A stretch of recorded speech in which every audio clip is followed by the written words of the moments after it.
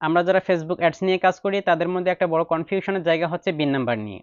আমি অনেক মার্কেটার ভাইকে বলতে শুনেছি যে তারা বলে আপনার বিজনেস ম্যানেজারে যদি বিন নাম্বার অ্যাড করা থাকে সেক্ষেত্রে 15% আপনার কাছ থেকে ভ্যাট কাটা হবে না, আর যদি না থাকে সেক্ষেত্রে 15% ভ্যাট কাটা হবে। কিন্তু এখানে আসলে ঘটনাটা কি ঘটে এটা বুঝতে হবে। আপনার বিজনেস ম্যানেজারে যদি বিন নাম্বার অ্যাড করা থাকে সেক্ষেত্রেও আপনার কাছ থেকে 15% ভ্যাট কাটা হবে, আর যদি নাও থাকে সেক্ষেত্রেও আপনার কাছ থেকে 15% ভ্যাট কাটা হবে। তাহলে এখানে একটা বড় প্রশ্ন আসে যে তাহলে বিজনেস ম্যানেজারের মধ্যে বিন নাম্বার থেকে লাভটা কি? বিন নাম্বার যদি আমার ওই 15% ভ্যাট মাফই করে না দিতে পারে তাহলে আসলে লাভটা কি?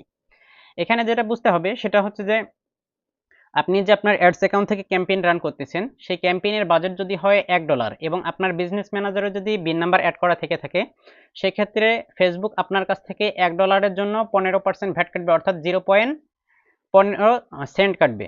আর যদি হচ্ছে যে আপনার বিজনেস ম্যানেজারে বিন নাম্বার অ্যাড করা না থাকে সেক্ষেত্রে ফেসবুক আপনার জন্য ওই একই রকম আপনার $1 জন্য 1.15% তো ফেসবুক কেটে নিবে, আবার 15% কেটে নিবে, অর্থাৎ তখন আপনার কাছ থেকে $1 জন্য 0.30 সেন্ট কাটা হবে।